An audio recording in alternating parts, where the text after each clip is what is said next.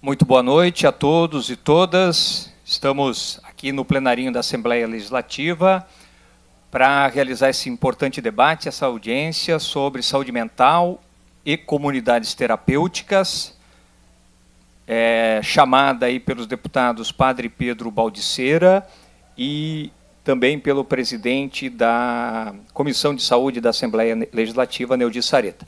Nós vamos, de imediato, formar a mesa para iniciar o debate na noite de hoje. Lembrando que, além das pessoas presentes aqui neste espaço, também saudamos a todos e todas que nos acompanham através dos canais da Assembleia Legislativa, né, do YouTube, bem como do canal do Humaniza e também o Delpozo Informação e Debate. Todos podem também compartilhar e fazer com que esse debate chegue a mais pessoas, esse importante debate. Vamos, então, à formação da mesa.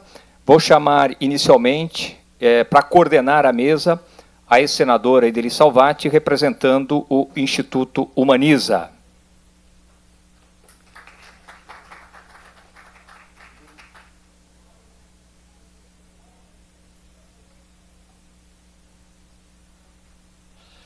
Muito bem. Também vamos chamar para compor a mesa as demais equipes promotoras deste evento, representantes, representando o debate da equidade, Nancy Veras.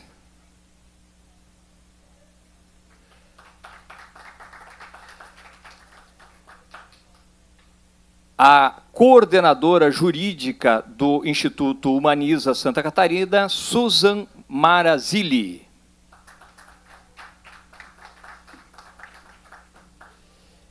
E representando o Instituto Silvia Lani, Cristina Silva.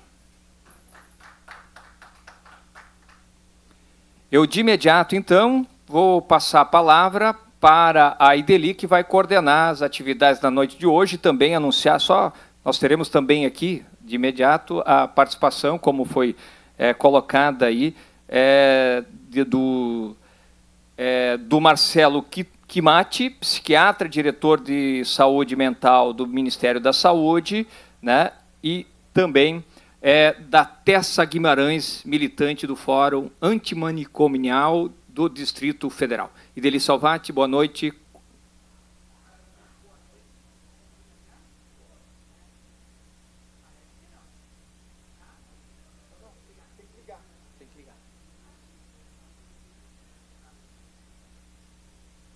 Agora sim. Então, muito boa noite a todos que aqui compareceram na Assembleia Legislativa para este importante evento, mas também, de forma muito especial, a todos os que estão nos acompanhando pelas redes, né?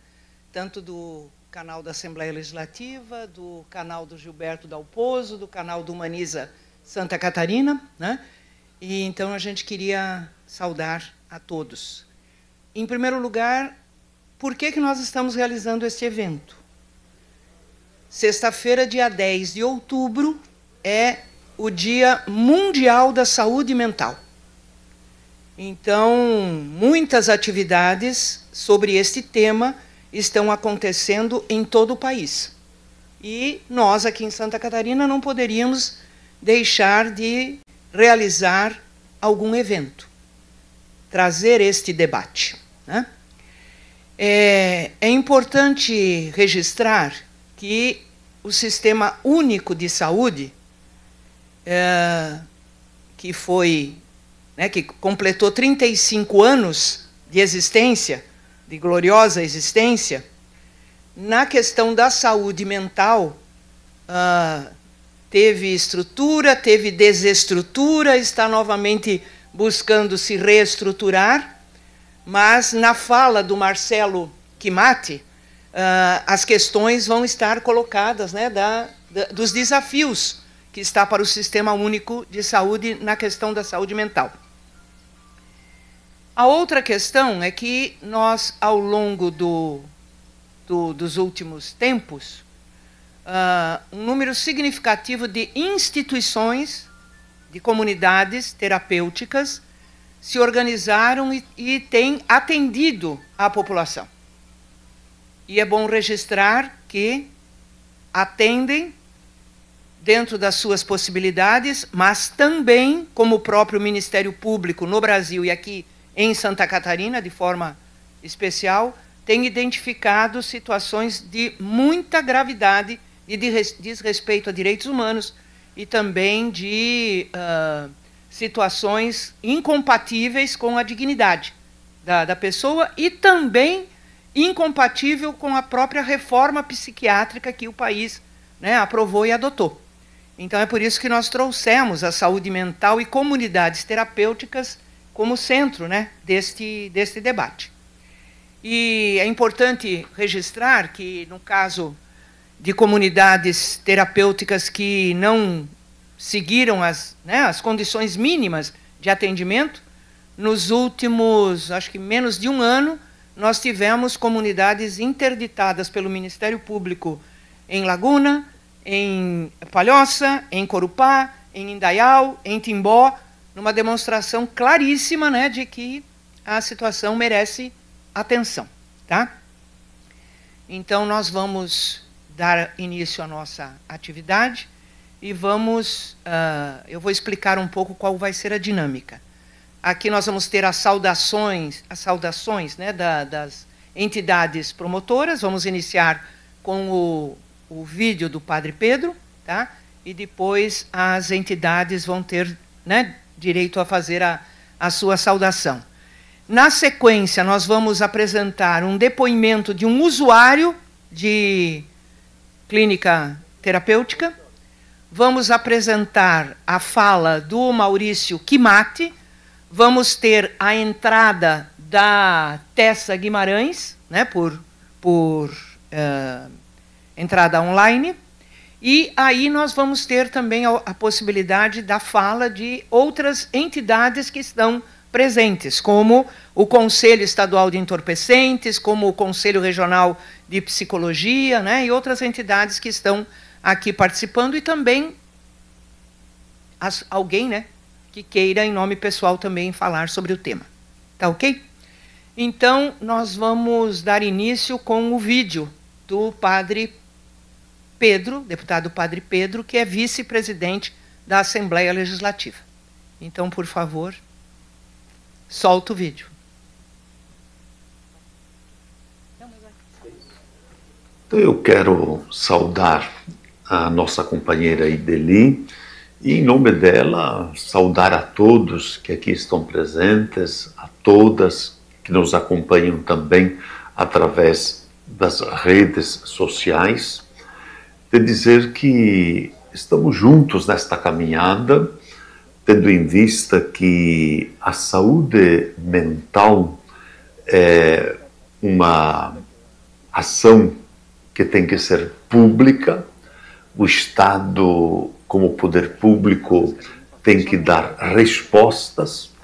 É claro que, diante da ausência de políticas, é que muitas comunidades assumem este desafio e esta ação, e é nesse contexto que o parlamento também ele tem que se colocar junto neste processo, nesta caminhada, para fazer com que esse atendimento todo ele possa garantir o bem-estar e, ao mesmo tempo, também amenizar os sofrimentos das pessoas que carregam essas limitações e, ao mesmo tempo, também as pessoas que têm o papel de cuidar de cada um e de cada uma. É nesse espírito que também, como parlamentar, estou me comprometendo nesta caminhada de contribuir e ajudar neste processo para, ao mesmo tempo, olhar no sentido de termos estas comunidades com o maior amparo possível para que a integralidade das pessoas ele possa ser compreendida, entendida e, ao mesmo tempo, também fazer o tratamento a partir disto. Portanto, quando nós debatemos e discutimos, né, os cuidados paliativos, né, ele vai muito neste encontro. Por quê? Porque se tem o cuidado com a pessoa na sua integralidade, né? E não apenas o tratamento dessa ou daquela patologia. Então é nesse sentido que nós estamos aqui para ajudar a fazer o melhor no atendimento e, ao mesmo tempo, também de termos estes espaços, né, qualificados para o atendimento das pessoas que lá estão, porque são pessoas que têm suas limitações e que precisam de todos os cuidados. Por isso, contem comigo nesta caminhada e que vocês possam ter um grande debate, um grande encontro e que de aqui se possam tirar encaminhamentos, né, concretos, no sentido assim de dar todas as condições para que o melhor atendimento chegue às pessoas que precisam. Agradecemos ao deputado Padre Pedro, inclusive pelo seu compromisso, porque o nosso objetivo do debate hoje também é dar continuidade, né? Porque este é um tema que vai exigir, obviamente, um conjunto de ações na sequência. O deputado Sareta está aqui representado pelo Vinícius Düring, que é o coordenador da Comissão de Saúde, né, aqui da Assembleia. Não quer mesmo dar uma palavrinha em nome do Sareta? Ele disse que não. Então, nós vamos passar de imediato a palavra para Nancy Veras, que é do Equidade, né, Movimento de Psicologia, Democracia e Equidade Social, que é copromotora aqui do nosso evento. Então, Nancy. Boa noite. É uma alegria estar aqui nesse momento, porque nós estamos pensando e propondo possibilidades de escolhas e de se fazer presente em todo o estado de Santa Catarina a política para a pessoa que está no escopo da RAPS. Quando nós estávamos organizando esse evento, nós pensamos quem convidar, né? E qual era o tom que a gente daria. Então, eu penso que nós precisamos promover a questão da saúde mental. Nós precisamos realmente garantir que aquilo que está na Constituição seja feito, a promoção da saúde, a promoção da vida seja feita de forma ampla, plena e garantida. E também que outros parceiros, quando eu estava vindo para cá, eu estava pensando, né? Poxa, a questão da economia solidária, da questão de emprego e renda, a questão da arte, da cultura, tantas outras parcerias que podem estar aqui presentes. Porque saúde mental, até onde eu compreendo, é um conjunto, né, que gera o bem-estar. E confinamento, a história, a vida, tem nos provado que é redundante, que é triste, que nos causa mais sofrimento mental ainda. Então, acho que precisamos pensar em como o Estado de Santa Catarina pode se posicionar, se organizar para esta política, promovendo a vida, e vida em abundância, vida com alegria, né? Então, meu boa noite, muito obrigado. O Equidade agradece a participação e a presença de quem está aqui conosco e quem está nos assistindo. E venha participar conosco, construir uma saúde mental em Santa Catarina cada vez melhor. Obrigada, Nancy. E passo já. E nunca podemos esquecer que prender não é tratar. Então, boa noite. Acho que a gente vai ter um ótimo encontro hoje. Obrigado, Cristina. Vou passar já de imediato a palavra para Susan Marazilli, que é coordenadora jurídica do Instituto Humaniza, e que vai explicar por que o Humaniza entrou nesse tema tão importante. Então, boa noite a todos e todas. Então, como ele disse, eu faço parte do grupo jurídico do Humaniza, e tem aqui também presente a doutora Ângela, que também integra esse grupo. Bom, esse tema ele começa dentro do Humaniza a partir de denúncias. A gente tem um site de denúncias e começa a ver uma denúncia, aparece uma delas, a respeito de centro de reabilitação em Indaial e Timbó. As informações que nos chegam, elas são absurdas. O tratamento que é dado, que é dispensado a essas pessoas que lá estavam, incluía um excesso de medicação, violência psíquica, até mesmo há uma questão de mão de obra, utilização de mão de obra. Por quê? Porque o proprietário cria, tá, cavalos crioulos, e as pessoas que estavam lá dentro fazem desse centro, né? A partir do momento que chegam essas denúncias, a gente faz todas essas reuniões, colhe provas, preserva o sigilo de todos e todas, e nós fizemos, então, uma notícia de fato. A notícia de fato é uma narrativa que se faz ao Ministério Público de Santa Catarina para que instaure, num primeiro momento, um procedimento investigatório.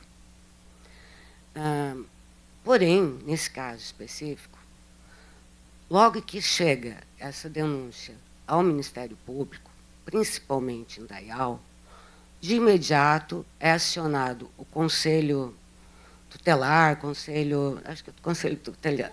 o CONEM, a Vigilância Sanitária, bombeiros, enfim, toda uma estrutura para verificar as condições que estavam na clínica de Indaial, sabendo-se que tem uma em Timbó, tinha.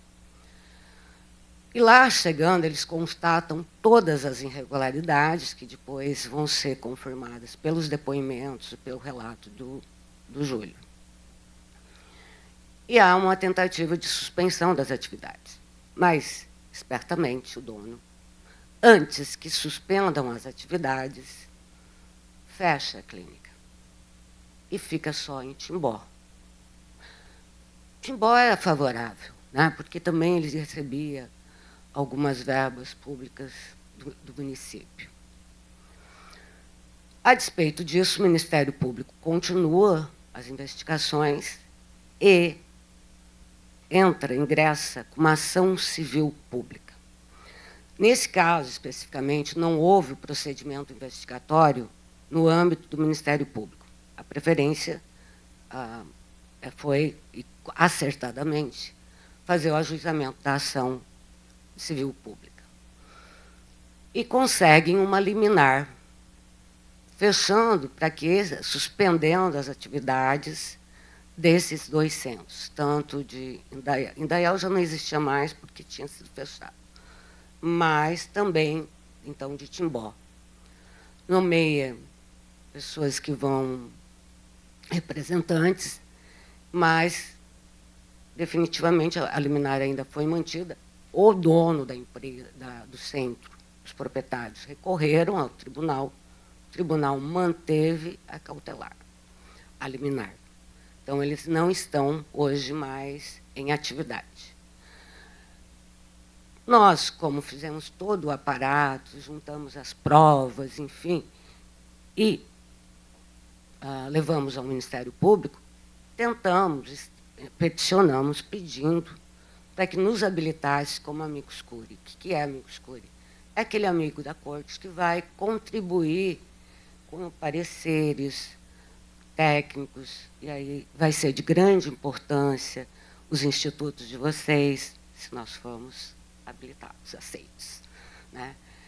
E também provas. Tivemos reunião com a juíza, que conduz o caso lá em Timbó.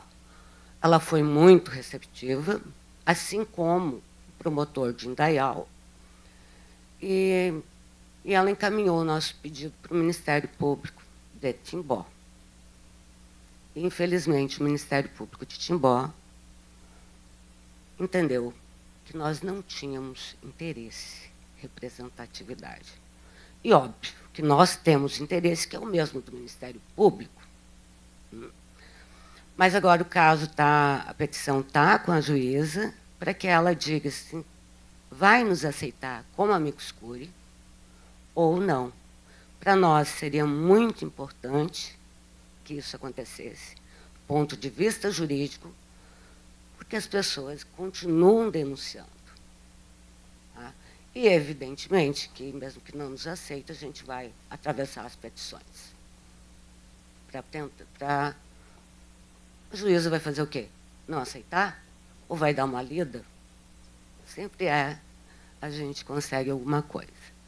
Então, do ponto de vista jurídico, é isso que se faz. Recebemos denúncia, fizemos notícia de fato, porque a gente não pode entrar ainda, não tem legitimidade para entrar com uma ação civil pública. Tá? E eu agradeço muito a presença de todos e todas. Obrigado, Susan.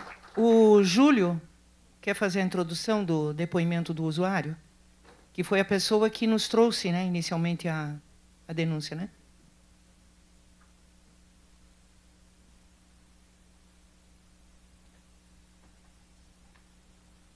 Boa noite a todas e todos. Meu nome é Júlio, eu sou da comunicação do Movimento Humaniza. A gente tem vários canais de denúncia, né?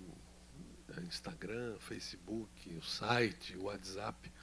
E aí, toda semana chegam denúncias. Ontem chegou uma denúncia de uma rua esburacada, que a gente não pode fazer nada nesses casos.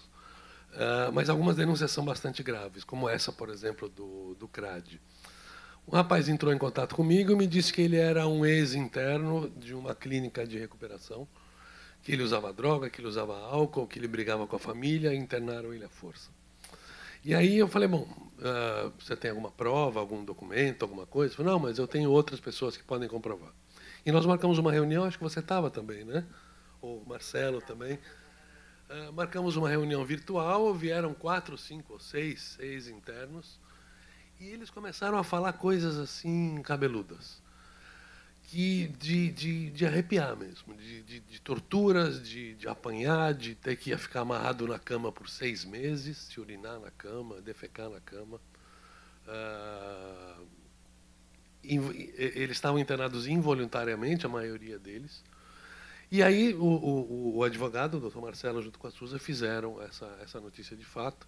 E aí aconteceu tudo isso que ela relatou.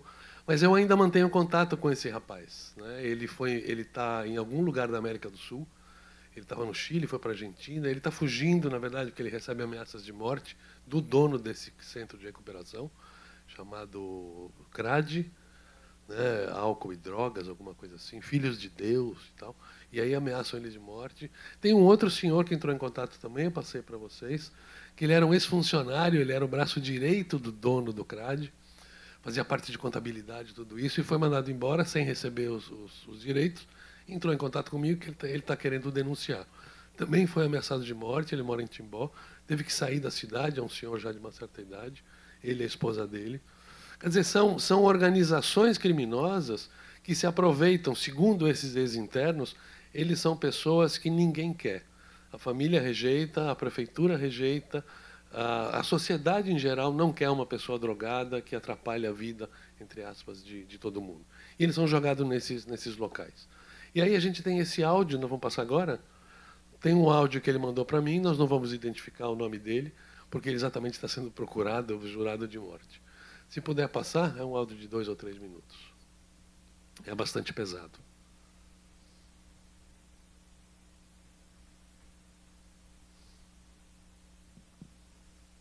Eu sou mais uma pessoa que esteve internado no CT CRAD Filhos de Deus. Fiquei por 365 dias internado, contra a minha vontade. Eu gostaria de apenas expor para vocês assim, aquilo que eu vivi e ainda mais absurdo, aquilo que eu vi. Quando eu fui internado, eu fui pego dentro de casa, chamado de resgate. 3 pessoas à base de porrada, gritando que uma nova vida me esperava, sabe? E me levaram, me deram muito remédio. E assim, os primeiros dias levei tapa por não querer obedecer. Como é que eu vou parar, acordar no lugar 2 dias depois, sem saber onde é que eu tô? Eu não estava preso, eu não tinha cometido crime. E muito remédio, eu Era proibido até de perguntar o que tinha bula, era humilhação o dia inteiro. Cadê a mamãezinha? Chama a mamãezinha. O que acontece? Nesse dia eu levei uns tapas do cidadão lá dentro. Aí fui posto de castigo num quarto. Todos foram dormir. Foi proibido eu de dormir. Eu fiquei escrevendo lá, como é que era? MR, medida reeducativa. Que eu tava reclamando de muita dor e eles não queriam me levar para o hospital. Então eu olhei um tênis. Eu sozinho, eles trancavam eu dentro da casa, todos dormindo e eu trancado dentro da cozinha. Então eu decidi pelo suicídio. Eu peguei o cadastro do tênis e me suicidei. Acordei 6 dias depois no hospital, não sabia mais nem andar. Do coma, que eu saí do coma. Foi um policial lá, que abriram um inquérito e não deu em nada.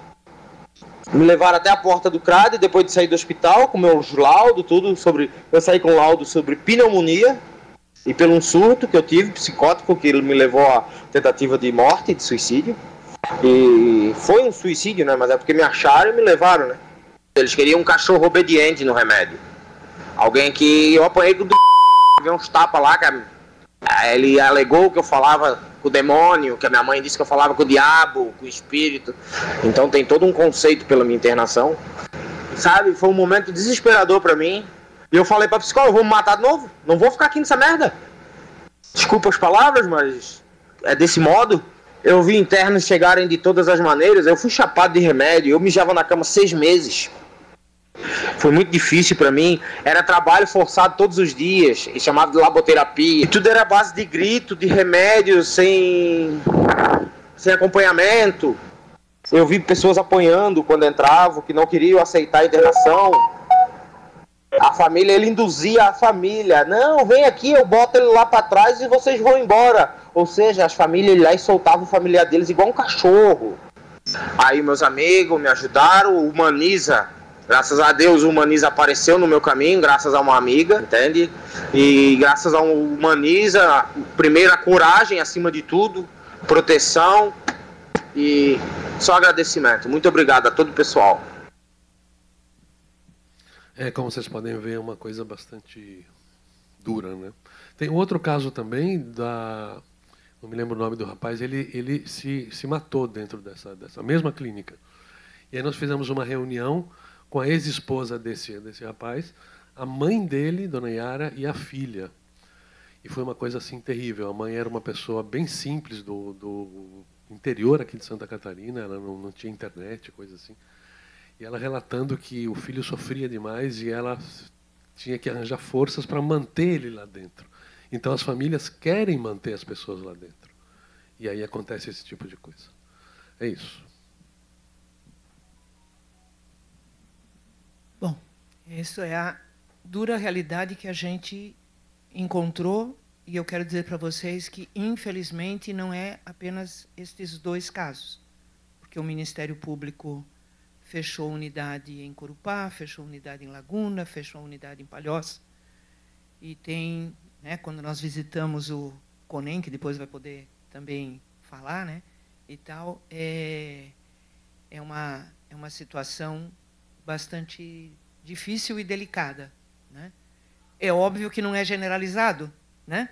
Mas que, até por falta de estrutura de fiscalização, eu quero aqui fazer o registro, quando eu e a doutora Ângela, né, visitamos o CONEM, a gente ficou apavorado, porque não sei se já mudou a situação, mas o CONEM, quando nós visitamos, era uma sala emprestada num outro órgão do Estado, entende?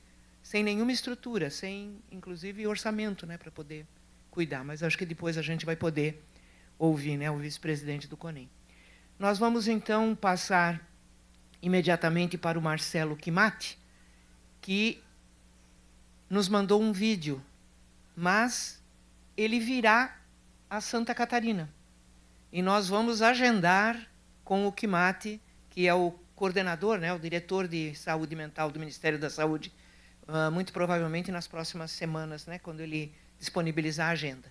Então, vamos ouvir o que é que o Ministério da Saúde está, neste momento, pensando, articulando e executando em termos de saúde mental. Bom, boa noite a todas as pessoas. Quem fala aqui é Marcelo Kimatsu, sou diretor de saúde mental, álcool e outras drogas do Ministério da Saúde. Estou gravando esse vídeo a pedido da LESC, por ocasião de um convite para participar de uma audiência pública sobre saúde mental e comunidades terapêuticas. Infelizmente, estarei em trânsito durante o momento dessa audiência, e o que me impossibilita tanto de participar presencial quanto remotamente. Mas dessa forma eu queria agradecer muito o convite, dizer que nós estamos à disposição da LESC. Existe uma agenda, inclusive, agora em outubro, que eu estarei em Florianópolis, estarei em Santa Catarina e terei o prazer de participar de algum outro evento se tiver assim necessidade. Bom, o que me foi pedido e o convite que foi feito fosse que falasse um pouco sobre saúde mental e política de usuários de álcool e outras drogas, com interface na questão relacionada às comunidades terapêuticas. Eu trabalho, então, dentro da gestão de uma política de cuidado aos usuários de álcool e outras drogas, que ele tem início dentro dos moldes do desenho que existe hoje, no começo dos anos 2000, após a aprovação da Lei da Reforma Psiquiátrica, e a publicação da primeira portaria que habilita serviços de saúde mental voltado aos usuários de álcool e outras drogas, dentro de moldes de cuidado comunitário, de cuidado em território, o que tem um alinhamento com uma adequação dos princípios da reforma à organização do Sistema Único de Saúde. Isso quer dizer que é uma rede que segue o princípio do cuidado centrado no sujeito, que ele observa a questão da complexidade do uso de álcool e outras drogas, e que o cuidado ele tem que ser muito pautado no desenvolvimento de projetos terapêuticos singulares e não em relação à substância que a pessoa faz uso ou diagnóstico médico, pensando que o usuário de álcool e outras drogas ele tem um grande número de necessidades de ordens muito diferentes e que variam muito rapidamente de acordo com o momento em que essa pessoa está. Então, no momento é uma pessoa que ela pode estar precisando de um leito em hospital geral, e mesmo um leito de UTI, por estar numa abstinência grave de álcool, por exemplo, e dali a algumas semanas ele está precisando de algum tipo de ação de reinserção no mercado de trabalho ou de geração de renda. Então, é uma rede complexa, é uma rede que tem vários pontos diferentes e que existe um grande desafio de promover o cuidado integral a esse sujeito, ao mesmo tempo que também existe um desafio muito grande em promover um pleno acesso aos usuários dentro do sistema como um todo, porque do ponto de vista epidemiológico, nós temos aí, principalmente em relação ao uso de álcool, um percentual da população que alguns estudos chega a quase 15% da população tendo problemas relacionados a álcool e drogas, mas principalmente a álcool. Daí, nesse sentido, no sentido de pensar um cuidado integral, nós temos vários pontos diferentes de cuidado dentro dessa rede de atenção, e um deles, em especial, que existe uma interface dentro dessa discussão sobre comunidades terapêuticas, existem as unidades de acolhimento. Por outra ocasião que eu estive no Ministério da Saúde, mais de 15 anos atrás, nós desenhamos as primeiras portarias para a habilitação de unidades de acolhimento para adultos e crianças e adolescentes, que a gente chama de UA infantil e juvenil. E, infelizmente, nós tivemos uma evolução muito lenta ao longo desses últimos 15 anos deste modelo de atenção no país como um todo. E nós iniciamos, nesses últimos 2 meses, uma análise de portaria como outras portarias da política de saúde mental, que nós entendemos que existe uma necessidade de revisão e de reanálise, mas no caso das unidades de acolhimento, que nós temos menos de 90 no país habilitadas, nós temos 86, sendo que 55 para adultos e 31 para unidade de acolhimento infanto-juvenis, mas que nós entendemos que elas precisam estar vinculadas a territórios em que existem populações menores do que é pensado na portaria, com a possibilidade de a gente abrir serviços que eles tenham um funcionamento regional, criar ações e estratégias de educação permanente para essas equipes e pensar, dentro da lógica do cuidado integral, como que elas têm uma interlocução melhor com serviços de saúde mental, principalmente aqueles que não funcionam 24 horas. Nós entendemos que, na medida em que a política de saúde mental ela tem de fato algumas lacunas do ponto de vista assistencial, e que nós estamos dentro hoje num momento de inflexão em que essa legislação ela tem que ser repensada, os parâmetros de cuidado eles têm de ser mantidos dentro da lógica de cuidado integral e de cuidado centrado no sujeito, mas que nós temos de pensar novos parâmetros populacionais, nós temos de pensar novas estratégias de indução de algumas políticas, e nós sabemos que, na medida em que isso não ocorre, ou que esse processo ele está com um certo atraso, ele existe dentro de um certo atraso, também muito pelo apagão dentro das políticas de saúde e das políticas de saúde mental que a gente viveu ao longo do último governo. Na medida em que não acontece isso, nós vemos que estados e municípios eles desenvolvem estratégias próprias que elas acabam sendo muitas vezes contraditórias à totalidade da política de saúde mental pautada na reforma psiquiátrica. E aí, nesse âmbito, entram as comunidades terapêuticas, que são dispositivos que eles não dão acesso pleno, eles têm tempo de permanência excessivamente longo, mas que a gente sabe que, por exemplo, as unidades de acolhimento, elas são dispositivos importantes, porque justamente elas permitem que a pessoa ela esteja acolhida durante um período relativamente longo, mas que ao mesmo tempo ela tenha contato com o território, ela tenha contato com a comunidade, ela tenha um processo de reabilitação, enquanto as comunidades terapêuticas são dispositivos que elas tendem a criar um certo isolamento e manter o usuário ligado à instituição após a saída dela do período mais crítico. Ao mesmo tempo, nós entendemos que não é um dispositivo necessariamente que promove equidade, na medida em que ela mantém um vínculo institucional da pessoa com o dispositivo após um período bastante longo, né, no qual, né, pelos princípios da atenção psicossocial, essa pessoa ela deveria estar dentro do território, refazendo as relações sociais, entrando no mercado de trabalho e entrando em processos de reabilitação psicossocial. Bom, nesse sentido, o Ministério da Saúde entende que a saída, né, para o cuidado integral, de fato, é a gente criar essas estratégias de indução de um modelo em que o usuário ele possa estar mais tempo dentro de uma instituição, no sentido de reorganizar a vida, mas isso ocorrendo em liberdade e inserido dentro de um território, né, fazendo parte de uma rede, estando sendo cuidado de uma rede, que ela tem uma coesão e uma coerência interna maior. Então, essa é a posição do Ministério da Saúde. Nós precisamos avançar na revisão da rede de atenção psicossocial, nós precisamos fazer essa inflexão da mudança, né, dos nossos dispositivos e fortalecer os princípios que organizam essa rede como um todo há mais de 20 anos, mas que nós sabemos que nós estamos num momento que nós precisamos de uma reforma da reforma. Nesse sentido, nós contamos muito com o diálogo com os territórios, com o diálogo com os municípios, os estados, pautado na possibilidade de nós resgatarmos um processo que ele foi muito importante na Constituição da Política de Saúde Mental, de nacionalizar experiências locais e, nesse sentido, construir tanto uma rede de atenção psicossocial quanto um sistema de saúde muito mais forte, muito mais denso e com grande coerência interna. Eu agradeço novamente o convite por estar presente nessa audiência pública, desejo um debate muito rico e me coloco à disposição para, num outro momento, estar presente presencialmente, ou pelo menos de uma forma síncrona, junto à Assembleia Legislativa de Santa Catarina. Um grande abraço a todos e todas e desejo um bom debate dentro dessa audiência. Bom, nós queremos agradecer a disposição do Marcelo de ter gravado o vídeo, mas acho que o mais importante é o início, não sei se vocês prestaram atenção, que ele terá agenda nas próximas semanas em Florianópolis. Então, nós vamos caçá-lo, né? Nós vamos trazê-lo aqui para a gente poder fazer, porque fica bastante claro, né, de que com todo o esforço, mas, gente, 80 e poucos centros de acolhimento para o Brasil inteiro é algo inadmissível em termos da demanda da política, né, para a saúde mental. Entende? Eu acho que isso é algo que, por si só, já, né, salta aos olhos e a necessidade da gente aprofundar este debate para que realmente o Sistema Único de Saúde tenha condições de fazer o atendimento correto dentro do espírito, né, e da lógica da reforma psiquiátrica. Tá? Até porque ele citou a questão de álcool e drogas e tal, mas tem duas outras coisas que está ampliando a demanda de política pública de saúde mental.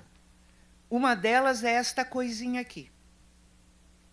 Esta coisinha aqui, esta digitalização da nossa vida, traz consequências psicossociais graves, que a gente nem tem a dimensão.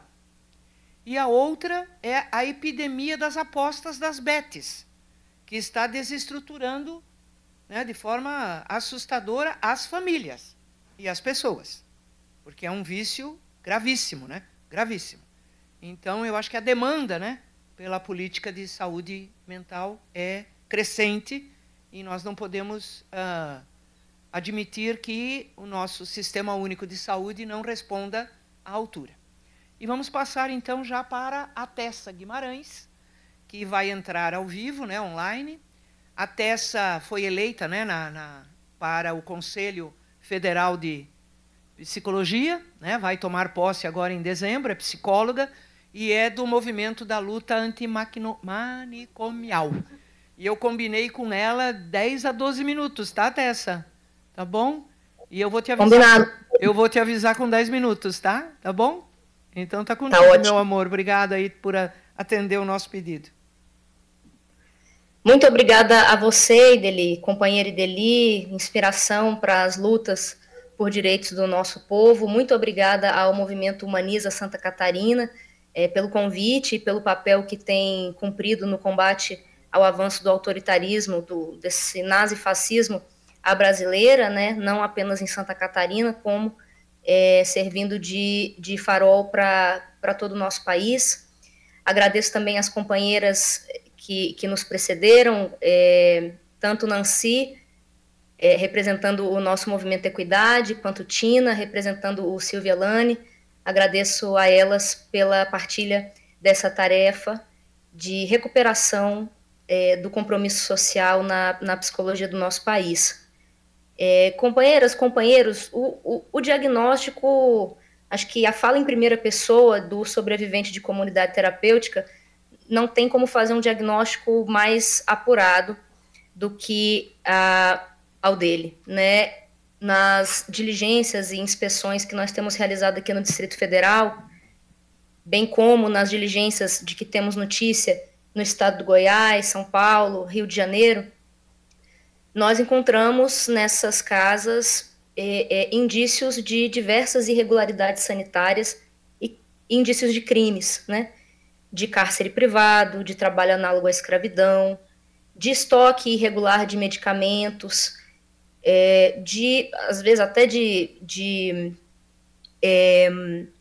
situações mais gravosas, como crimes ambientais, e que necessitariam envolver instituições da justiça, como dito pela companheira Susan anteriormente. No entanto, nós temos muita dificuldade de sensibilizar suficientemente as nossas instituições de justiça, porque parece que essas casas acabam cumprindo um papel social de controle e disciplina do lumpen proletariado, né? Como foi dito antes, elas cumprem esse papel de higienizar dos centros das cidades as pessoas com uso problemático de álcool e outras drogas, e funcionam como espécies de chácaras do terror, onde essas pessoas são depositadas, muitas vezes há indícios de que sejam torturadas e exploradas, né? Não apenas essas casas recebem financiamento da União, do Estado, do município, muitas vezes de todos os três, como às vezes praticam extorsão das famílias, retêm benefícios da pessoa internada, e algumas vezes temos encontrado indícios também da exploração do trabalho forçado das pessoas que estão ali.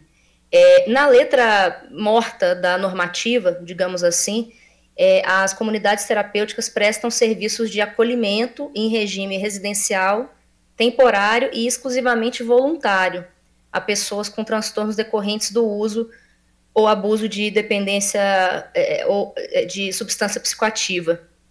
Mas, segundo as nossas fiscalizações, segundo relatórios produzidos pelo Estado brasileiro, do Ministério Público Federal, do Conselho Federal de Psicologia, do Mecanismo Nacional de Prevenção e Combate à Tortura, se trata, em geral, de uma rede de instituições de violência, como diz num artigo, até a essa altura antigo, tem mais de 10 anos, um artigo do Marcelo Quimati, que me antecedeu, coordenador do Departamento de Saúde Mental, Álcool e Outras Drogas do Ministério da Justiça.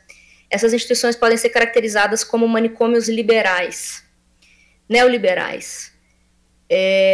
Nós da luta antimanicomial aprendemos a pensar com Franco Basaglia que o manicômio é uma espécie de lixão humano, é uma espécie de depósito daquelas e daqueles que perderam a sua capacidade de servir, né, ao sistema capitalista, daqueles corpos dos quais o sistema capitalista não consegue mais extrair a mais-valia. E, de certa maneira, a reconstrução do polo manicomial brasileiro, através dessas casas, consegue restituir desses corpos a capacidade de produzirem lucro, justamente através dessa velha metodologia de capina e reza. A gente acompanha a tese dos nossos queridos camaradas professores mineiros, mais sediados aqui no Distrito Federal, Kissila Mendes e Pedro Costa, de que as comunidades terapêuticas condensam e representam as 4 figuras principais da formação social brasileira: prisões, igrejas, hospícios e senzalas. Essas comunidades terapêuticas passam a ser uma política de Estado no nosso governo, no governo Dilma, e embora nesse momento elas sofram um certo desfinanciamento, elas gozam de um departamento exclusivo para elas, quer dizer, não tem nenhum outro modelo de cuidado que tenha um departamento específico dentro de um ministério, mas essas casas, sim, gozam de um departamento específico para elas dentro do Ministério do Desenvolvimento Social, do ministro Wellington Dias. Então, como a companheira Ideli falou antes, no dia 10 de outubro, agora próxima sexta-feira, um conjunto grande de entidades, movimentos, coletivos da luta antimanicomial, da defesa do SUS, da luta antirracista, temos organizado uma campanha nacional de denúncia das violações de direitos cometidos por essas instituições. E no dia 10 de outubro, no bojo, né, dessa campanha que, inclusive, nesse momento, o Movimento Humaniza, junto ao Movimento Equidade, realizam esse importante debate aqui na LESC, mas também, entre hoje e o dia 10 de outubro, vai haver atividades em mais de 30 cidades, quase todas as capitais, todas as regiões do Brasil, fazendo o diagnóstico e apresentando possíveis soluções. Na última conferência de saúde mental, foi retirada a decisão de construção de um grupo de trabalho interministerial para tratar desse tema. Esse grupo de trabalho nunca saiu do papel.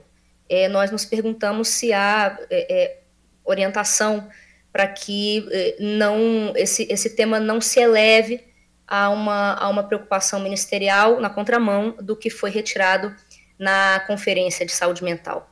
Nessa mesma conferência, Compas, assim como em tantos espaços do controle social, em outras conferências que têm sido realizadas ao longo do governo Lula,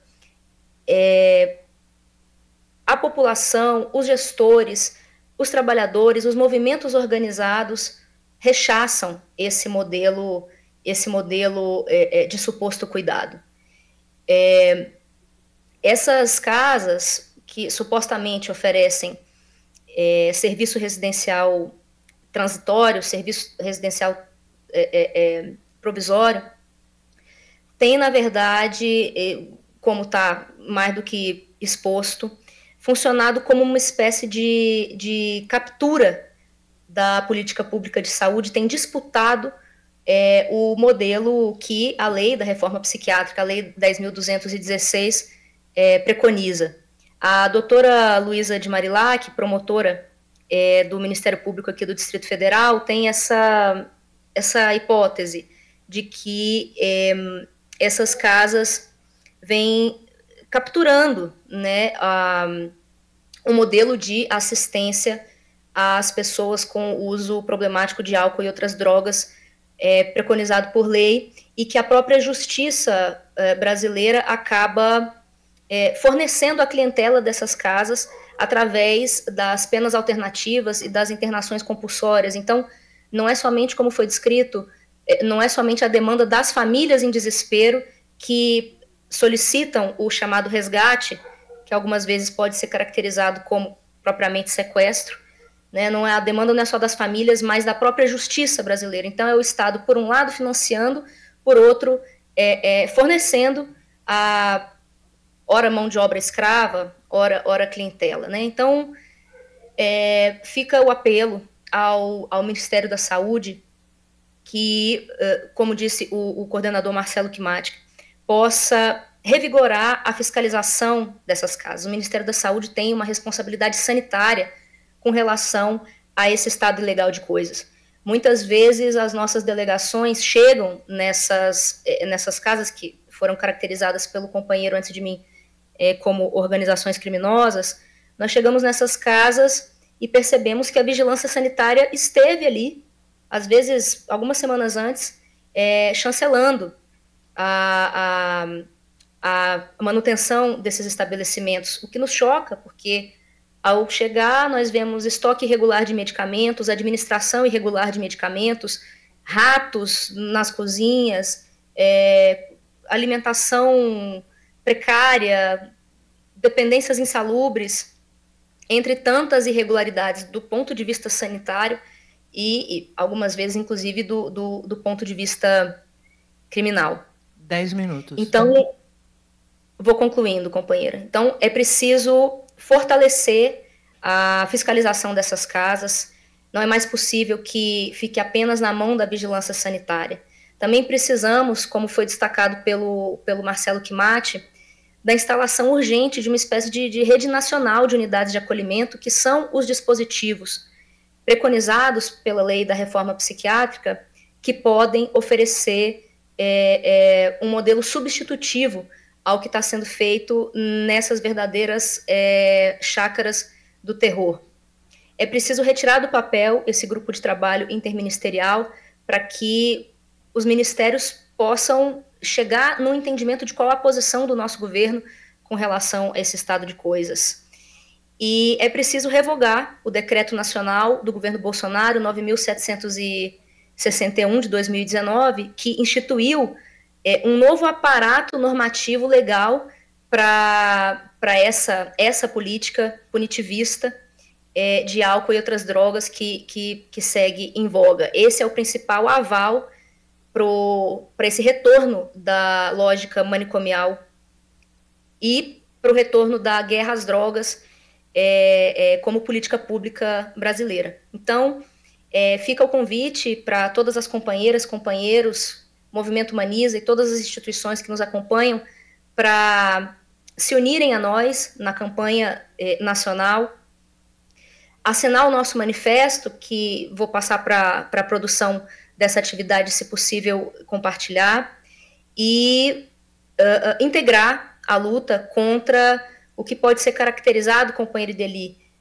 como uma verdadeira rede de campos de concentração, de cárcere privado, hoje financiadas pelo nosso governo.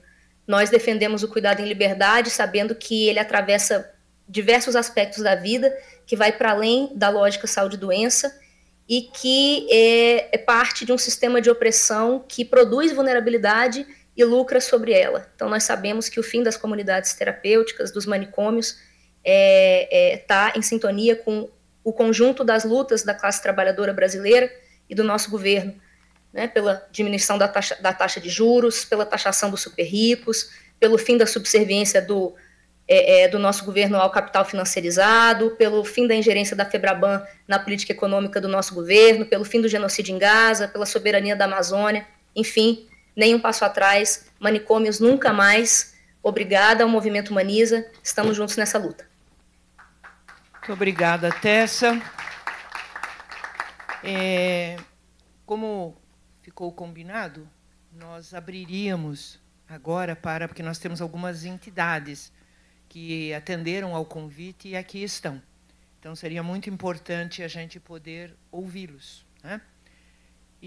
Mas eu queria já deixar registrado que o nosso grande objetivo hoje é trazer a complexidade deste debate. Porque, assim, o depoimento do usuário, as ações do Ministério Público, a fala da Tessa, apontam numa direção, mas a fala do nosso representante do Ministério da Saúde aponta noutra, e aponta numa dificuldade grande de como é que a gente supera o impasse, né? De poder ofertar de maneira adequada uma política pública de saúde mental que atenda adequadamente, né, a nossa população. Certo? Então, nós temos que sair daqui com uma disposição de fazer alguma coisa. E aí eu quero retomar que nós fizemos a abertura com o Padre Pedro, deputado Padre Pedro, se comprometendo com dar continuidade a este debate e a busca de soluções. E a presença do Vinícius aqui em nome da coordenação da Comissão de Saúde coloca também de forma clara a necessidade da gente poder organizar a atividade, quando vier o Marcelo Quimati, da gente organizar efetivamente uma ação aqui, onde Ministério da Saúde, Secretaria da Saúde, conselhos, né, que tratam deste assunto, possam ser chamados para a gente poder ver como é que a gente equaciona isso, ou melhora, né, esta situação aqui em Santa Catarina. Certo? Então, eu já queria mais ou menos desenhar nesse sentido. Então, eu queria saber se o nosso vice-presidente do Conselho Estadual de Entorpecentes, o Fernando Henrique da Silveira, poderia falar. E eu já quero dizer assim que a gente se comprometeu lá quando visitou, né? De que a gente iria provocar a Assembleia Legislativa. Inclusive, eu lembro muito bem, né? Tem que ter orçamento para o Conselho, tem que ter estrutura para o Conselho, né? Porque senão vocês não podem fazer o trabalho. Pode? Dá para falar de lá, Gilbertinho? Então, vamos lá. Ó, junto com o Fernando Henrique da Silveira, nós temos também a Camila Breg, que é coordenadora do CONEM. A Camila fez a vistoria, né, lá em Dayal, né? Em Timbó, né? Em Timbó. Então, ela é testemunha viva das barbaridades lá do CRAD. Obrigado, Fernando. A senhora me permite quanto tempo? Ó, querido. Eu tenho muita coisa para falar, então eu quero ver o que é o mais importante. Seja objetivo. Tá. Mas é importante, Fernando, a gente ouvir o Conselho, que é o responsável, né, desse trabalho. Primeiramente, boa noite a todos. Cumprimento a ex-senadora Ideli Salvati por esse evento e, em seu nome, cumprimento as demais autoridades que fazem composição da mesa. Cumprimento também as demais autoridades que estão aqui na nossa Assembleia Legislativa de Santa Catarina, representações bem diversificadas, inclusive das próprias comunidades terapêuticas. Para quem não me conhece, me chamo Fernando Henrique da Silveira, já estou há cerca de 15 anos no Conselho Estadual de Entorpecentes, 2 vezes como vice-presidente, 2 vezes como presidente, e essa permanência tão longa se dá para um dos problemas que é ocasionados e relacionados às políticas sobre drogas. Quando ela é feita num estado que é o mais desenvolvido de Santa Catarina, e para a gente estar fazendo trabalho esse horário, a gente faz como voluntário. E todo trabalho como voluntário, a gente sabe que não vai ser feito da melhor forma, porque ele tem uma responsabilidade de fiscalizar órgãos públicos e recursos públicos. Então, isso já é uma questão que eu coloquei para a senhora naquele momento, na visita ao Conselho. Eu perguntei quanto tempo eu tinha, porque eu já estive nesse plenário algumas outras vezes, e eu vejo que tem representante de algumas comissões, e eu quero, mais uma vez, cumprimentar quem nos acompanha pelo YouTube aqui da Assembleia Legislativa de casa, que eu estava vendo que estão acompanhando várias pessoas, e deixar registrado o seguinte: o Conselho Estadual de Entorpecentes de Santa Catarina, ele está à disposição para dialogar a qualquer momento sobre essa temática. E fico, é claro que apesar da iniciativa que ser muito positiva, mas é lamentável que a gente só possa, evidentemente, a pessoa colocou ali 10 minutos, eu vou ter 10, 15 minutos, outros 5 minutos, mas que esse trabalho seja realmente levado à frente e as pessoas possam trazer aqui as suas motivações quanto às opiniões que colocam. Por que eu digo isso? Quando eu entrei no Conselho Estadual de Entorpecentes, pela minha formação na área jurídica, eu sempre tive a intenção de fazer as vistorias de forma legalista, de pegar um checklist e chegar nas comunidades e fiscalizar. Tem alvará sanitário? Tem do bombeiro? Tem isso? Não tem assistência social? Não tem? E aí, quando não tinha, obviamente, eu comunicava aquelas entidades e, normalmente, elas eram interditadas ou tinham um procedimento que tinha que ser tomado. Acontece que depois de algum tempo fazendo esse trabalho e tentando reuniões com governadores, secretários, gerentes, diretores de órgãos que são relacionados a essa temática, e infelizmente a gente tem sempre dificuldade. Imagina a senhora, eu sei que o nosso representante do Ministério está em trânsito, mas eu estive 2 meses atrás em Brasília também, e eu, como representante de Santa Catarina, tive dificuldade para ter acesso à secretária de droga, ao órgão esse e aquele. E a gente vê que existe dentro do próprio governo, e não é culpa desse governo nem dos outros, mas uma prática que, às vezes, as pessoas que estão em alguns lugares não têm conhecimento do assunto. Por que eu digo isso? Você veja, em Brasília hoje nós temos, muito bem colocado, na cidadania, o DEPAT, que é uma pessoa lá que recebe e trabalha em prol das comunidades. Nós temos lá na saúde um trabalho que é visto de forma diferente. Nós temos a doutora Marta na Secretaria, lá no Ministério da Justiça, que também tem o entendimento. Assim também em Santa Catarina e nos outros órgãos. Aqui nós temos o PROERD, que trabalha a prevenção, nós temos a saúde, que faz o reviver com 87 vagas para 87 comunidades receber recurso, nós temos o CONEM, que só tem uma funcionária efetiva, nós temos a educação, que faz cartilha sem nos consultar, e nós temos uma Assembleia Legislativa, que nós temos deputados que não entendem nada de lei sobre drogas e fazem leis sem consultar o Conselho, que é o responsável de política pública, achando que com R$300, ou R$500 ou R$1.000 vai se resolver o problema de multar um dependente químico. Isso não vai resolver nada. Então, o que a gente coloca aqui, foi muito bem colocado pela tese, às vezes existe uma intenção por alguns políticos de resolver fazer uma limpeza na cidade. O cidadão chega em Florianópolis, na ponte, não pode ter morador de rua ali naquela área do Centro-Sul, na Ercílio Luz, não pode ter na frente da Catedral, não pode ter nada disso. Mas eu quero saber o seguinte, onde é que nós vamos colocar essas pessoas para serem tratadas? Ou é só tirar dali da rua e botar em qualquer lugar? O que eu mais vejo a gente falando algumas besteiras, desculpe dizer assim, para quem conhece a área, é dizer, não, nós vamos pegar esse pessoal na internação compulsória, o cidadão está lá morrendo, está colocando a dele a vida em risco, e nós vamos botar aí nas comunidades terapêuticas. Comunidade terapêutica, gente, é só lugares que as pessoas vão porque querem entrar espontaneamente, a porta tem que estar aberta para ele entrar e sair a hora que ele quiser. Internação compulsória não se faz em comunidade terapêutica, como eu vi deputado estadual falando aqui numa audiência pública. Agora, nós encaminhamos na gestão passada, senadora, um ofício aos 40 deputados, dizendo para eles que quando eles pensassem fazer um projeto de lei, eles nos consultassem gratuitamente, porque nós temos lá experts no assunto, psicólogos, psiquiatras, assistentes sociais, profissionais que estudaram a vida inteira isso, e nunca um deputado, alguém que se interessa em lá fazer. Ele simplesmente faz a lei, vai para frente da televisão e diz que criou a lei para multar, para isso, para aquilo, para aprender, para fazer. Então, gente, todo mundo quer ter o seu protagonismo. Agora, eu acho que nós temos que fazer é o seguinte, aqui no estado de Santa Catarina, que é o estado dos mais desenvolvidos do país, nós não temos ainda uma diretoria que trata especificamente sobre a questão de política sobre droga. Nós não temos uma subsecretaria. Hoje, cada órgão faz a sua política de droga como ele bem entende. Outro dia recebi da Secretaria da Educação, como eu falei, chego lá, recebo o edital da Secretaria da Saúde com 87 vagas para a gente fiscalizar a comunidade, e eu, que estive na presidência do Conselho, nem sei como é que foi elaborado aquele edital.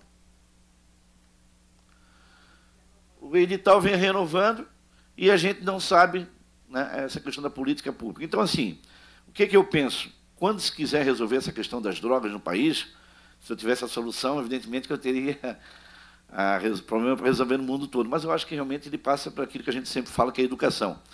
E a educação, ela tem aqui, né, que dialogar, tem que conversar. Eu estou vendo aqui uma representante, né, da educação, acho que a senhora é da educação, né? E eu sou servidor público há 31 anos. E eu posso dizer uma coisa, estou na presidência do Conselho, agora na vice-presidência, porque ele não é remunerado. Porque quando for remunerado, não serei eu.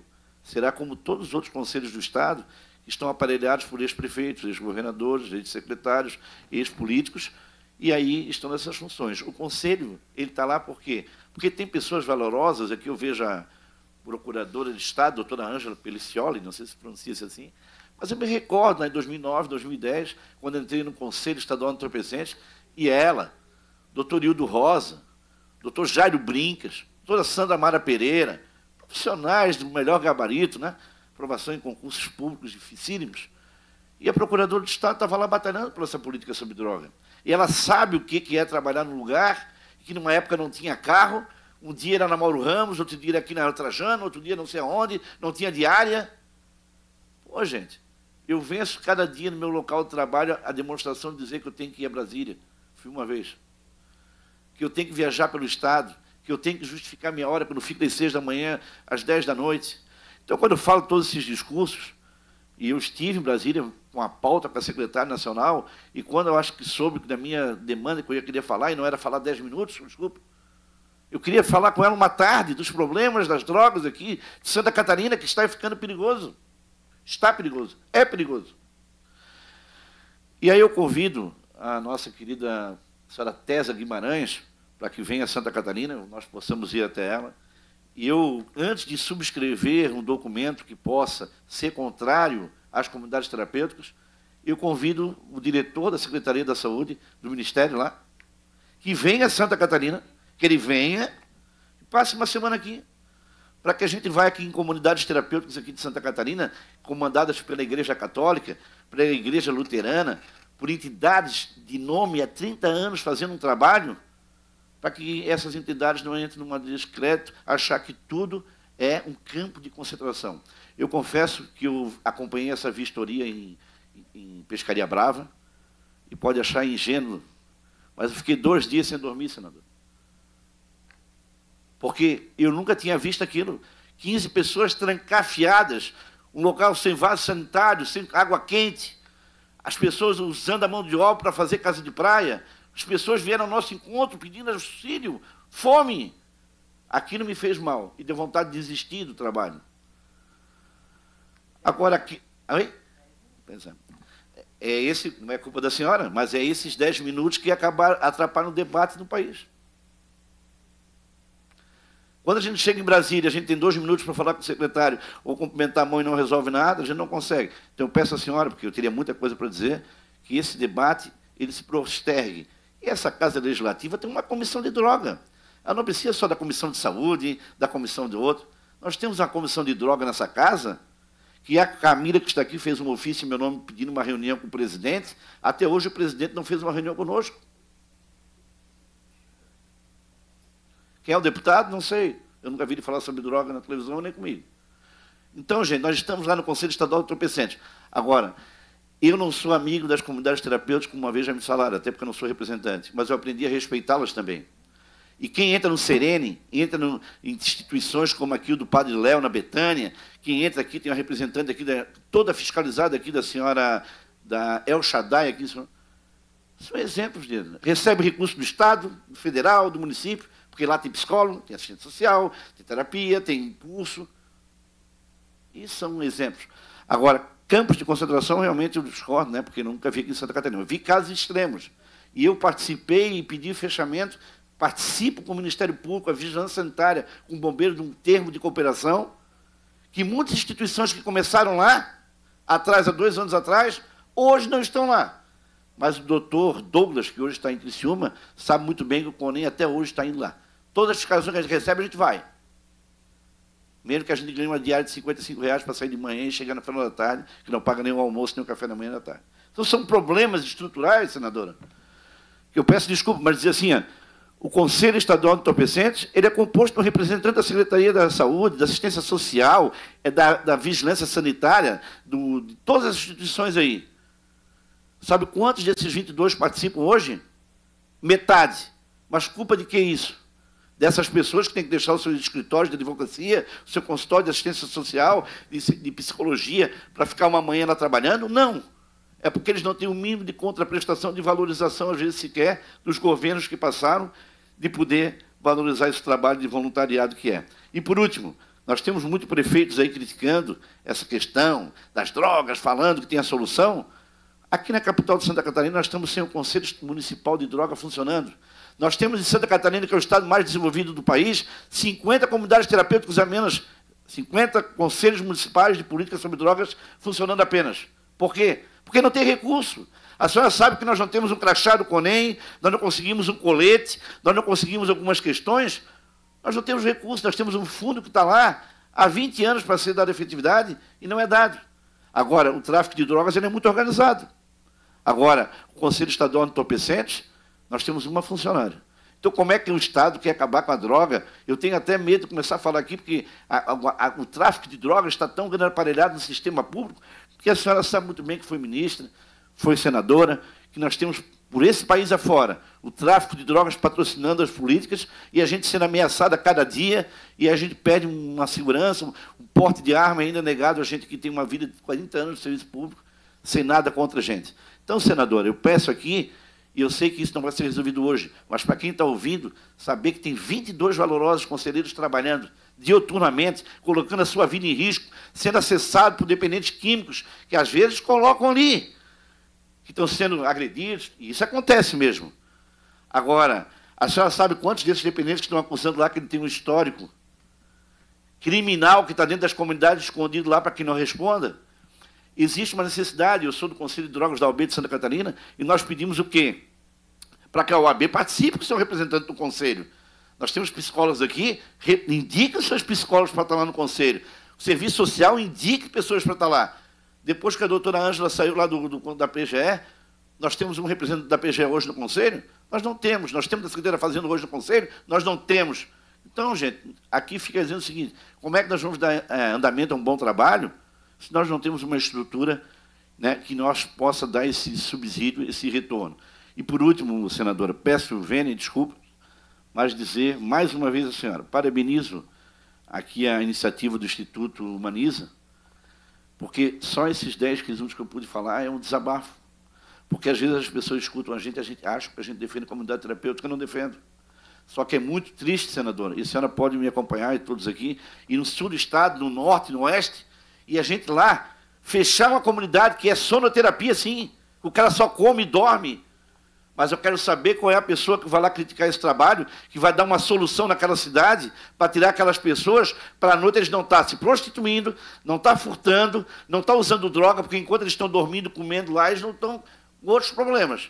Então, se fala muito em redução de danos, mas é muita gente com discurso, mas ocupa um cargo, mas não tem solução para o problema. O que mais tem aí é secretário, ministro, vereador, deputado, com solução para tudo, mas na prática não consegue resolver nada, porque o assunto é complexo. E o governo aqui de Santa Catarina vai resolver quando unificar esses trabalhos, como o governo federal. Pegar esse diretor, junto com o Sâmio do DEPAT, pegar com a doutora Mate, sentar e os três se entenderem, porque os três falam línguas diferentes. Você entende o que eu quero dizer? E hoje, Santa Catarina, a política de droga, sabe qual é? Uma das políticas de droga é a Secretaria da Saúde pagar 87 comunidades terapêuticas, um valor milionário, para que essas comunidades possam, com R$ 1.500, ter alimentação de qualidade, colchão com qualidade, iluminação, um lugar adequado. A gente sabendo que o sistema prisional tem o dobro do custo, e aí exigir tudo isso. Mas tem muito órgão fiscalizador que vai lá, que nem o alvará do seu prédio que trabalha, tem legalidade. Obrigado, senadora. Muito obrigado, Fernando. Acho que o Fernando e a Tessa falaram uma coisa... Só um minutinho. Só um minutinho. O Fernando e a Tessa falaram uma coisa importante. É impossível você ter uma política pública se os órgãos públicos, cada um faz o que dá na telha. Né? Cada um aponta e... Nós temos uma legislação. A reforma psiquiátrica é fruto de uma lei que está em vigor, né, que tem diretriz clara. Né? Então, eu acho que isso tem que ser cobrado do governo federal, tem que ser cobrado do governo estadual, tem que ser cobrado dos governos municipais. Né? E eu acho que temos bastante trabalho aí pela frente. Vinícius, você anotou bem? Tudo?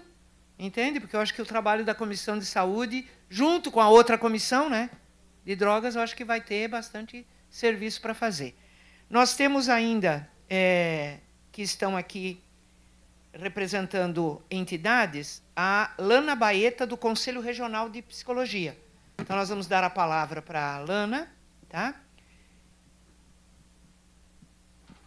E vamos tentar ir indo para os finalmente, né, também, gente, tá? Porque... nós temos horário aqui, certo? Então, vai lá, Lana, obrigada. Boa noite, pessoal. Para mim é um prazer estar aqui presente.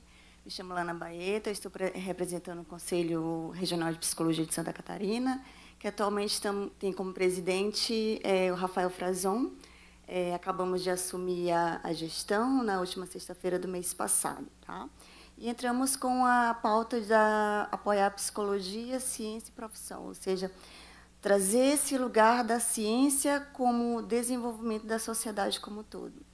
Gente, vamos pensar juntos. Tem muita coisa de ponta cabeça, sabe? muitas questões desconectas que estão acabando gerando esse mal-estar nessa saúde mental como um todo. E aí as pessoas olham para um lugar, elas procuram uma segurança, um descanso. E a ciência ela traz esse lugar de segurança. Então, a gestão atual ela vem trabalhar essa pauta da ciência, trazer esse lugar de fala, esse poder que ela tem de gerar um desenvolvimento na sociedade. Quando se fala em saúde mental, o que é uma saúde mental, gente? É uma intimidade, algo íntimo. O que é algo íntimo? Por exemplo, a mesa. Na nossa mesa só sentam os íntimos, né? Família, os amigos. É uma intimidade. Por que a saúde mental dessas pessoas em situação de vulnerabilidade, né, essa intimidade, ela é violentada, né, por essas estruturas, né, seja por igreja, seja por casas terapêuticas, não digo todas, né? A gente sabe que há igrejas e igrejas, há casas terapêuticas e casas terapêuticas. Mas por que essa intimidade desse ser que está com a alma despida, né? Essa situação de saúde mental, de vulnerabilidade, vem e fala que não está bem porque está falando com espíritos ou que precisa ser dopado? Então, que lugar de fala violenta é essa que vem terminar de rasgar essa alma que já está toda sangrando, né? Com essa ausência dessa saúde mental? Então, a gestão atual, ela traz essa ideia da ciência de gerar, de desenvolver essa saúde nesse lugar seguro, porque a ciência é um lugar de segurança para a gente. Vamos pensar juntos? É ou não é? Porque olha para o mundo. Gente, tem muita coisa desconecta, muita coisa de ponta cabeça. E aí a gente olha para a ciência, ai, que segurança. Ainda dá tempo de acreditar no amanhã. Ainda dá tempo de acreditar na humanidade. E eu acredito no amanhã. Eu acredito na humanidade. Eu acredito em você que está aqui como consciência para ajudar nessa saúde mental daquele que está vulnerável. Acho que é isso. Boa noite. Muito obrigada. Ana. Sucesso aí na nova, né, na nova gestão aí obrigada. Do Conselho e Regional só de Psicologia. Parabenizar a Tessa Guimarães pelo vencimento nas eleições, tá bom? Que possamos caminhar juntos, Tessa. Né? Vocês vão trabalhar juntas, não é? Esse é o momento, tá? Nacional e estadual. Obrigada, muito obrigada, muito obrigada. Obrigado, Lena. Eu queria perguntar à doutora Ângela Pelicioli, que está no Conselho Estadual de Direitos Humanos, e é também do Jurídico do Humaniza, se você poderia dar rapidinho um informe a respeito da discussão sobre o projeto de lei de combate à tortura, porque teria que vir aqui, Ângela. Tá? Tá gravando, né? E aí, enquanto a Ângela vem, eu gostaria de saber se o Sulimar Alves, que é do Conselho Municipal de Saúde, também gostaria de... Municipal de Saúde aqui de Florianópolis, se gostaria de dar alguma palavrinha? Rapidinho, tá? E a Heloísa Petri, do Renfa? Não, né? Ela não quer falar. Então, Ângela, com a palavra. Boa noite a todos e todas. Eu fiquei bastante sensibilizada com a palestra da Tessa. Né? Esses poucos minutos já deu um norte, né, do que está acontecendo com a questão da psicologia e da saúde mental. Né? Eu sou da área do direito, então, para mim, é importante também isso. Como o doutor Fernando falou, eu trabalhei como voluntária quando estava procuradora de Estado na ativa, no Conselho de Entorpecentes por 7 anos. Né? E, inclusive, fui vice da doutora Sandra Mara, na época. E, agora, passados vários anos, estive com a Ideli, né, no Conselho novamente e não vi, infelizmente, não vi nenhuma mudança. Né? São os mesmos problemas, sem orçamento. Na época, eu trabalhei no decreto que instituiu o fundo, né? Que instituiu os valores que poderiam ser e os encaminhamentos que poderia se dar no orçamento, no governo do Estado. Ele está em vigor, né, o decreto, mas até hoje não entrou efetivamente em vigor, né?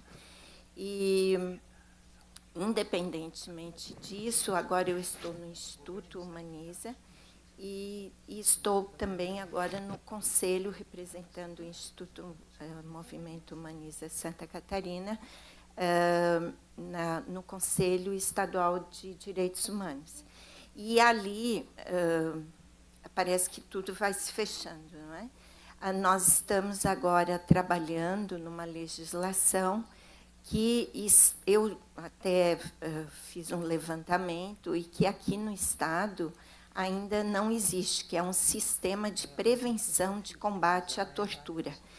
E existe, até onde eu fiz o levantamento, desde 2016, projetos de lei tramitando na Assembleia que não saíram, né?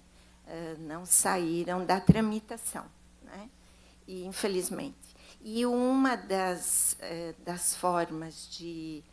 os locais onde são feitos esse sistema de prevenção, que vai haver um comitê de prevenção à tortura no Estado de Santa Catarina, que ainda não há. Nós estamos em 2025 e ainda não há. Isso é um absurdo, né? Esse é o meu ponto de vista. Existem os locais de privação de privacidade, né, de privação de liberdade, perdão. Não deixa de ser de privacidade também, não é? Mas, dentre eles, estão as comunidades terapêuticas, que poderão ser feitas, entrar nesse sistema e, inclusive, ser alocado valores para beneficiar as comunidades terapêuticas e quem fiscaliza, principalmente quem fiscaliza, que é o Conselho Estadual, e os COMADs, que seriam os conselhos municipais, que aqui no Estado eu não sei quantos que há, mas na época em que eu estava eram muito poucos, e a gente tem um exemplo triste disso, que não existe na própria capital um COMAD, né? Então, para ver a situação terrível que está as comunidades terapêuticas também, porque elas efetivamente têm que ser fiscalizadas, porque qualquer local onde há privação de liberdade tem que ser fiscalizado, e tem que ser fiscalizado pelo governo do Estado, pela União e pelos municípios, né? É uma tríade. Então, e essa lei, eu acho que agora vai haver uma reunião amanhã no Conselho Estadual de Direitos Humanos, em que vai ser feita a aprovação, vai ser levada a todos os conselheiros, e para depois ser encaminhado, né, aqui para a Assembleia. E eu acho que poderia se ter o apoio também com relação a isso aqui, para esse encaminhamento. Muito obrigado, Ângela. Anotou, né, Vinícius? Tá grande a tua lista aí, tá? Então, vamos ouvir nós temos mais 3 inscritos, tá? A Heloísa Petri do Renfa decidiu falar, então já quero chamá-la. O Sulimar, né, do Conselho Municipal de Saúde, e a companheira ali, Ludmila, tá? Então, a Ludmila, para depois a gente arrematar. Então, vamos lá, Heloísa. Só perguntar aqui, encontraram um par de óculos, é de alguém aqui? Encontraram ele aqui em cima. Não. Então, muito boa noite, me chamo Heloísa, faço parte do Núcleo de Santa Catarina, da Rede Feminista Antiproibicionista, a RENFA. É um coletivo nacional, né, que é presente em várias regiões do país, né, que luta por uma transformação na política sobre drogas, né, pensando justamente nos impactos, né, do modelo proibicionista e os grupos que são majoritariamente atingidos por essa política, né, baseado no encarceramento, na tortura e na violação de direitos humanos, né? Então, assim, quando a gente está falando da questão de saúde mental, a gente está falando de uma política, da necessidade de uma política ampla, né? Estamos falando da necessidade de integrar políticas habitacionais, socioassistenciais, de saúde, né? Então, assim, quando a gente fala do investimento, da política orçamentária voltada para a comunidade terapêutica, né, a gente está falando também, paralelamente a isso, de uma precarização das políticas já existentes, né? Então, isso não é à toa, isso é estratégico.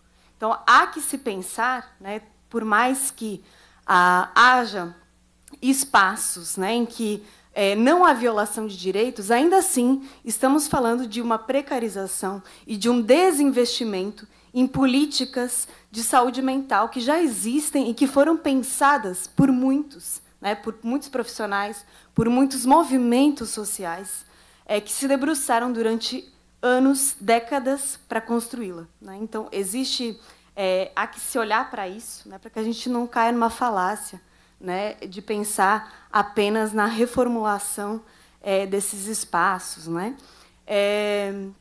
Nesse sentido, é importante a gente pensar também o quanto que a questão de saúde mental, sobretudo no campo AD, né, álcool e drogas, se tornou uma pauta de segurança pública, né? Então, a gente vê uma série de instrumentos de controle e de punição que têm se intensificado, né, num contexto de extremismos políticos, sobretudo no nosso Estado, né, em que questões de saúde mental, questões de vulnerabilidade, de vulnerabilização, né, porque ela é provocada, né, são tratadas como questão de segurança pública. Tudo vira caso de polícia, né? Então, se a gente não olhar para isso, a gente não vai estar, de fato, né, provocando, aí olhando, né, mexendo, colocando o dedo na ferida, por assim dizer, né, para a gente olhar para a questão como um todo, né? Essa articulação de políticas de controle, de encarceramento, de extermínio, né?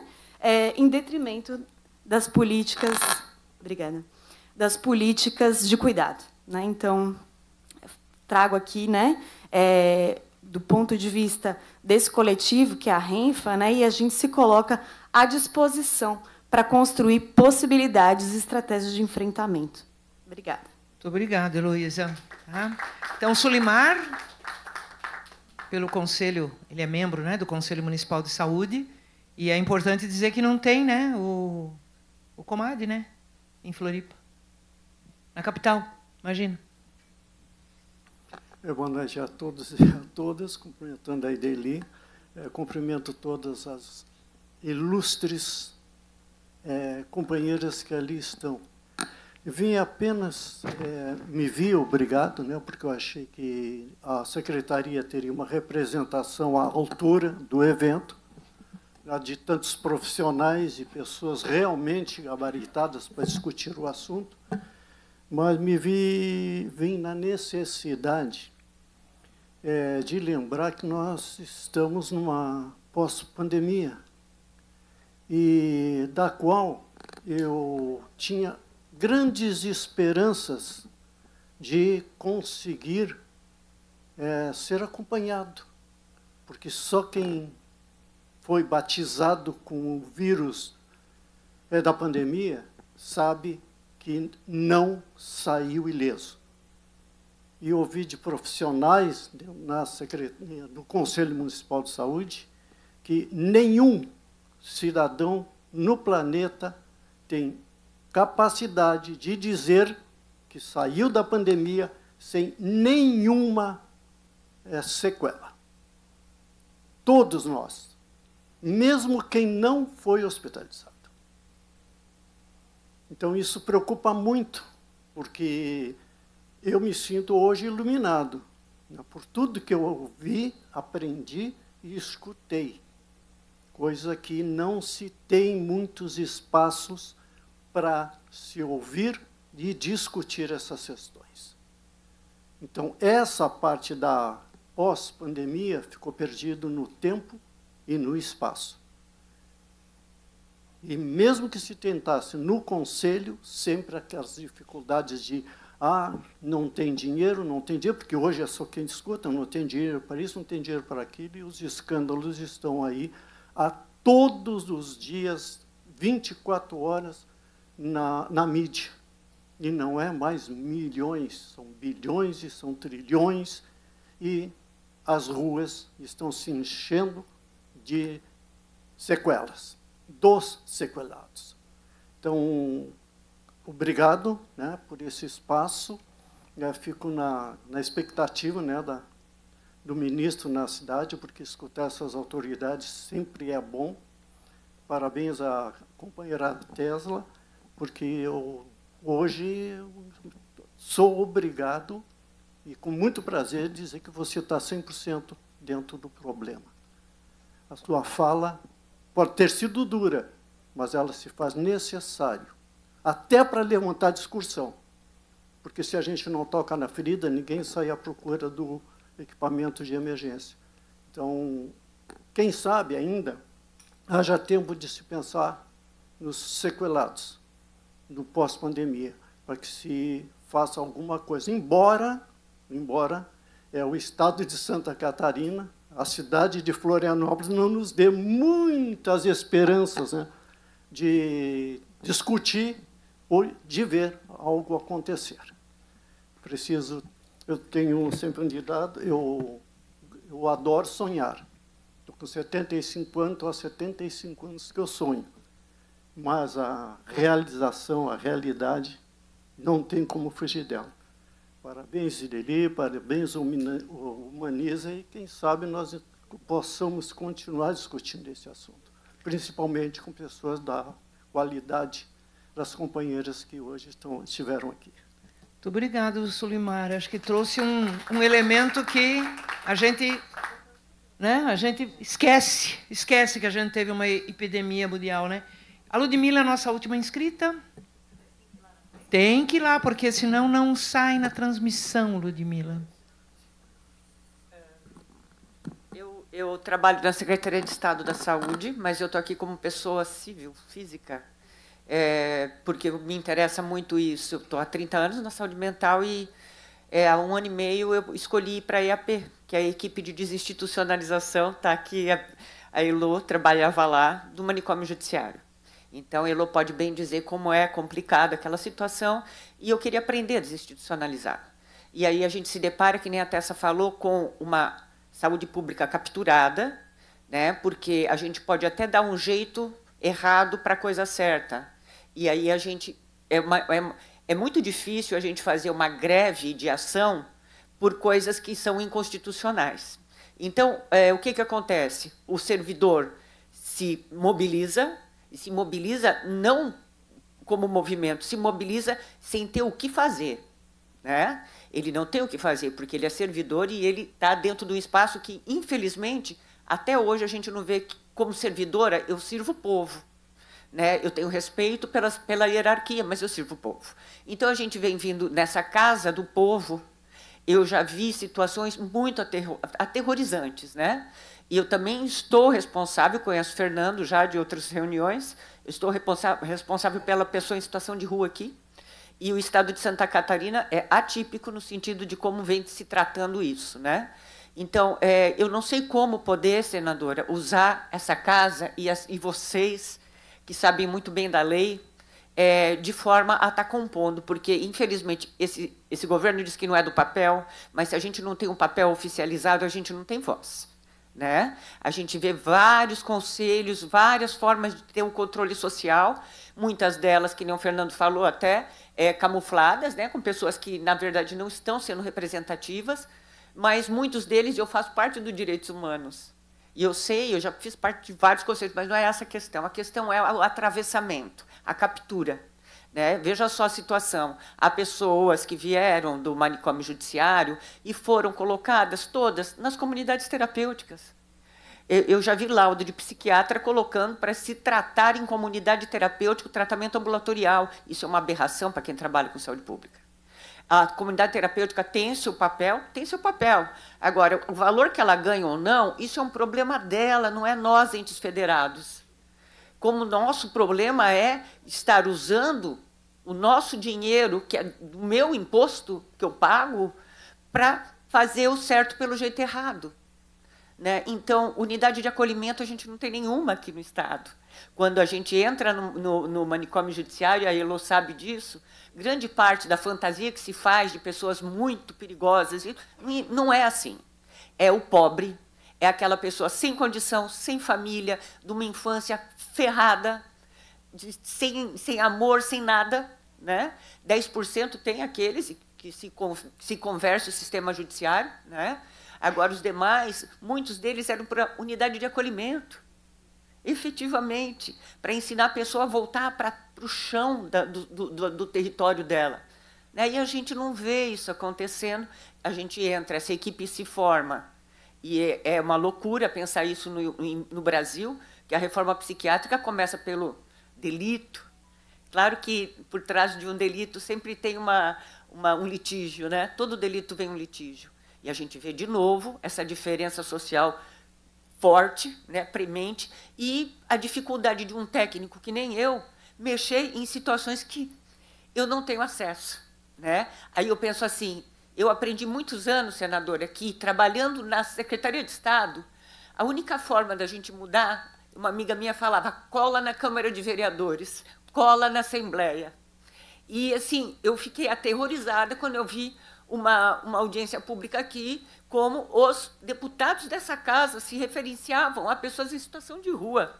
Nós não temos uma política de saúde mental estadual, nós não temos uma política de atenção ao povo da rua estadual de saúde. Né? É para ontem isso. E eu sei que muitas vezes não vale nada, assim como não valem, eu estou vendo, né, a Constituição e as leis que a gente tem que seguir, porque no Colônia Santana tem 80 pessoas morando ainda. Né? Vocês não sabem? Então, enfim, então é esse cenário que se dá aqui. Né? Esse cenário que se dá em Florianópolis, que mal e mal tem o Centro Pop funcionando adequadamente. Né? Esse cenário que se dá na capital de um estado que é tão rico, é tão avançado, que tem essa passarela, imputando regras absurdas para povo que tem que ter uma baixa contratualidade quando se trabalha. A hora é diferente, a mesma coisa com o egresso, a mesma coisa com o louco. Né? Então, assim, um pouquinho mais de sensibilidade, ou então se trabalham com isso e estão pensando diferente, poxa, tem um monte de coisa para trabalhar por aí. Porque o que eu estou falando não é uma verdade, é o que está escrito, gente. Redução de danos é impeditivo aqui em Santa Catarina, sim. Por quê? Porque entendem que redução de danos é ainda trabalhar com injetável. De 500 anos atrás, isso já é passado. Redução de danos é tudo, e não é só com a droga. Redução de danos é a gente conseguir equilibrar para não ter tanto prejuízo em qualquer situação da vida da gente. Não só com droga ou então com saúde mental. Então, era isso que eu queria dizer, porque senão eu vou me prolongar. E eu peço assim, apoio mesmo, que a gente está ali aberto, né? Então, para poder compor alguma coisa, porque o negócio está bem complicado. Ludmila, muito grata. Acho que nós encerramos bem, né, com o depoimento da Ludmila. E acho que fica bastante claro de que esse é o estado que nos deram para morar. Certo? Este é o estado que nos deram para morar. E eu quero dizer que eu gosto muito de morar em Santa Catarina, apesar de todos os desafios que a gente tem todo dia. Né? E aí não tem jeito, né? Nós temos que fazer o nosso trabalho no movimento social, nas entidades de classe, nas câmaras de vereadores, nas assembleias legislativas, nas secretarias municipais e estaduais, né? Nos nossos conselhos, nas comunidades de base, nas igrejas. Né? Eu acho que é esse o desafio que nós temos pela frente. Está bastante claro aqui do debate que nós vamos precisar, viu, Vinícius, ver como é que nós vamos... já quero deixar aí, né, já que o Padre Pedro e o Sareta, né, se dispuseram a puxar o debate, que a gente possa ver com os dois gabinetes qual é a melhor maneira, porque aqui na Assembleia Legislativa, como também é lá no Congresso, né, e como é nas câmaras, a gente precisa saber como faz, porque senão a gente tenta fazer para uma direção e sai pela outra. Né? Então precisa saber como faz. Né? E acho que continua mantido o nosso compromisso com o Conselho, tá, Fernando? Pelo menos da nossa parte do Humaniza, entende? Não dá para ter conselho sem orçamento, sem funcionário, sem estrutura, né? E, ao mesmo tempo, a gente tem que valorizar quem cumpre a lei. Então, tem comunidade terapêutica que é como você disse, é porta aberta, não é obrigado, não é prisão, né? Tem muitas, eu acho que tem, né, várias que a gente tem que valorizar. Agora, o que não funciona, gente, o que é campo de concentração, e tem campo de concentração, né? Você assistiu isso, nós assistimos isso, né, em termos de humanismo. Então, acho que a gente tem que trabalhar. Então, eu não sei se as minhas colegas aqui de mesa querem ainda dar alguma palavrinha. Eu quero agradecer muito a Tessa, né, que está acompanhando. Tessa, muito grata, entende, pela tua disposição. E nós vamos caçar o Marcelo, né? Ele não nos escapará quando vier a Florianópolis para a gente poder fazer o debate. Eu acho que o desafio que eu acho que ficou claro aqui também nas falas, né, de que a gente vai precisar pressionar nacionalmente para unificar a política, estadualmente para unificar a política, né, não dá para cada um membros secretarias e ministérios do mesmo governo fazendo coisas contraditórias e contra a lei. O que é pior, certo? Então é isso, gente. Podemos encerrar a noite? Então eu queria encerrar com Viva o SUS, 35 anos, né, do Sistema Único de Saúde. Viva a saúde mental, que precisa ser acolhida, inclusive, né, com os acréscimos que a gente fez, né, das BETs, do surto das BETs, do surto da digitalização e, muito bem lembrado pelo Sulimar, das sequelas da Covid. Tá ok? Então, gente, muito grata, muito obrigado a quem veio, a quem assistiu e a quem está com disposição de continuar a luta. Agora nós queremos tirar uma foto, então a gente quer que todo mundo que participou venha para cá para a gente tirar uma foto e encerrar. Muito grato a quem acompanhou o nosso trabalho aí pelo canal do YouTube. Pelos canais do YouTube.